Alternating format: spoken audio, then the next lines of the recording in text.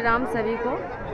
आज मैं सरयू नदी के किनारे में हूँ और मुझे एक कहानी याद आ रही है जो हनुमान जी के बहुत साहस और गुणवान चतुर तो है ही हैं, उन्हीं के विषय में एक कहानी याद आ रही है, तो मैं सुना रही हूँ। जब भगवान विष्णु को लीला करना होता है तो वो किसी न किसी को अपना निमित्त मात्र बना लेते हैं। जैसे नारायण जी, वो नारायण जी को अपना निमित्त मात्र बना लेते हैं।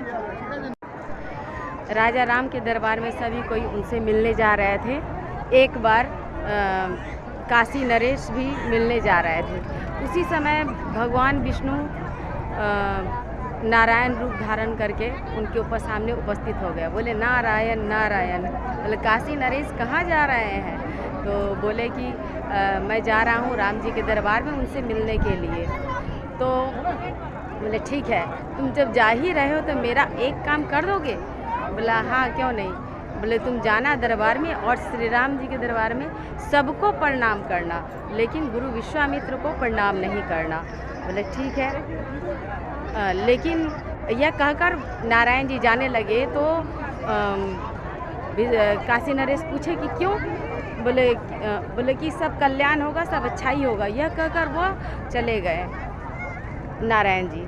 उसके बाद जो वो दरबार में गए, दरबार में सभी कोई आया हुआ था, जैसे देवता लोग, ऋषि मुनि सभी कोई आते हैं राम जी के दरबार में उनसे मिलने के लिए। तो काशी नरेश गए और सबको प्रणाम किए, लेकिन वे गुरु विश्वामित्र को प्रणाम नहीं किए। अब उनको यह अपमान फील हो गया, क्योंकि उन्होंने गुरु वशिष्ठ को भी प्रणाम किया था और वो एक क्षत्रिय होने के बाद उनको बहुत अपमान महसूस हुआ। फिर बाद में सभी को अतिथि गृह में चले गए। हाँ, क्योंकि वो राजा थे और अतिथि गृह में चले गए विश्राम करने के लिए। तो सभी लोग अपने अपने घर जाने के बाद विश्वामित्र जी राम जी से कह रहे हैं कि राम, तुम्हारे दरबार में मेरा अपमान हुआ है, किसी ने मेरा अभिवादन नहीं किया। बोले तब राम जी बोले कि यह किसने दुस्साहस किया? आपका अपमान तो मेरा अपमान है, क्योंकि राम जी के गुरु थे विश्वामित्र, शस्त्र गुरु थे, शास्त्र का ज्ञान उन्होंने दिया था। तो बोले मैं अब उसका वध करके ही जल ग्रहण करूंगा। यह कहकर राम जी ने अपने त्रोण से 3 बाण निकाले, शस्त्र बाण, कि शाम तक उसका अंत हो ही जाएगा। अब तो यह बात जब अतिथि गृह में काशी नरेश को जब पता चला तो काशी नरेश ने वहाँ से बोले कि जब प्राण त्यागना ही है तो क्यों नहीं सरयू के नदी किनारे में मेरा प्राण त्यागे ताकि मोक्ष प्राप्ति हो। वो सरयू के तट पर जाने ही वाले थे, फिर अचानक से नारायण नारायण वहाँ उपस्थित हो गए। अब नारद मुनि को देखकर काशी नरेश उनके पैरों पे गिर गए। बोले भगवान, हमसे क्या गलती हो गई थी जो आपने मुझे ये सज़ा दी? बोले कि चिंता मत करो, तुम्हें राम जी के बाण से मौत होने पर तुम्हें मोक्ष की प्राप्ति हो जाएगी और तुम्हारे लिए अच्छा होगा। लेकिन काशी नरेश को तो मरने का डर था, उनका तो सिटी पिटी गुम, वो कहाँ मानने वाले थे। बोले नहीं, मुझे कोई उपाय बताइए। बोले ठीक है। नारायण जी बोले तुम मेरे वीणा पे बैठ जाओ और मैं तुमको ले चलता हूँ। अब काशी नरेश को अपने वीणा पर बैठाकर वे गए उत्तरांचल पर्वत, जहाँ पर हनुमान जी की माता जी रहती हैं, अंजना माता। तो और वो रास्ते में ही सिखा दिए काशी नरेश को कि तुम जाना अंजना माता के पैर पकड़ लेना और पैर पकड़ के ये कहना कि आप मेरे प्राणों की रक्षा। काशी नरेश बोले मुझे आप अभय दान प्रदान कीजिए। तो अब उनके पैरों पे गिरी अंजना माता ने, उन्होंने कहा कि ठीक है, तुम्हें किस चीज़ का डर है काशी नरेश? तुम्हें कोई किसी का भय सता रहा है क्या? बोले कि नहीं, पहले आप मुझे वरदान दीजिएगा तभी मैं आपको बताऊंगा सारा हाल। अब क्या हुआ, श्री हनुमान जी राम जी के चरण दबाते हुए बोलने लगे, प्रभु मुझे आपसे एक याचना करनी है। बोले क्या? बोले मैं चाहता हूँ कि मैं उन लोगों का संकट हरू, रक्षा करूँ जो आपका नाम लेते हैं, जो राम राम रटते हैं। बोले ठीक है। तो बोले मैं तुम्हें वचन देता हूँ, जो भी मेरा नाम ले, मेरे नाम से ज़्यादा नाम की महिमा है, जो भी नाम ले उसे ब्रह्म अस्त्र तो का कोई भी शस्त्र उसको मार नहीं सकता है, कोई भी, जब तक तुम उसकी रक्षा करना, मैं तुम्हें वरदान दे रहा हूँ। अब तो हनुमान जी सोचे भाई मेरा काम तो पूरा हो ही गया, बोले क्यों ना उसका अभय दान का भी याचना कर दूँ, लेकिन उन्हें उस समय अच्छा यह नहीं लगा, तो वो चले आए। बोले कि अब जाता हूँ काशी नरेश के पास उनकी रक्षा करने। जाके हनुमान जी वहीं पे बोले कि क्या काशी नरेश, पानी से निकलना नहीं, और अब राम के साथ सीताराम सीताराम भी जपो।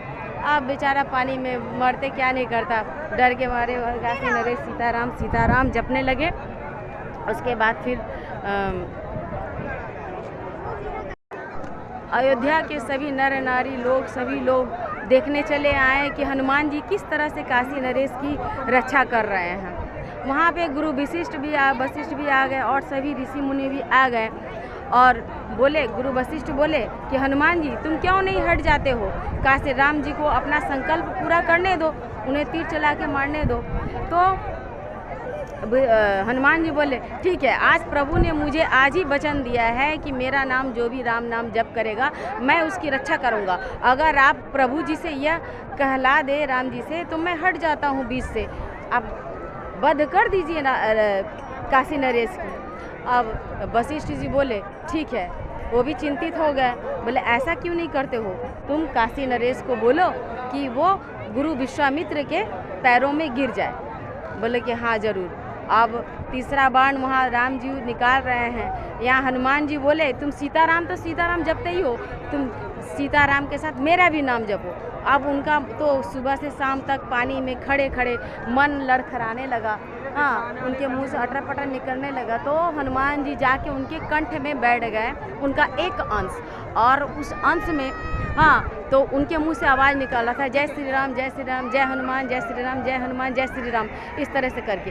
अब राम जी भी वहाँ पहुँचे। हनुमान जी बोले काशी नरेश चरणों में गिर जाओ विश्वामित्र के, और उनके पीठ को ऐसे करके थपथपाए, और सीधा जाके पानी में ही गिरते हुए उनका सर जो है गुरु विश्वामित्र के चरणों में गिर पड़ा। विश्वामित्र ने आज्ञा प्रदान की, राम रुक जाओ, अपना ये तीसरा बाण जो है वह अपने त्रोण में रख दो, अब इसकी आवश्यकता नहीं है। तो इस तरह से काशी नरेश के प्राण भी बच गए, और कहा जाता है कि जो भी राम नाम जप, और कहा जाता है कि काशी नरेश जान तो बची गई, हनुमान जी राम नाम जो भी जपता है हनुमान जी उनकी रक्षा करते हैं, और हनुमान जी का जो नाम जपता है वहाँ राम जी स्वयं आ जाते हैं, उनके मुख पे राम राम अपने आप आ जाता है। और इसीलिए सभी को जय श्री राम। आपको कहानी कैसी लगी कमेंट में अवश्य लिखें। जय श्री राम जय हनुमान।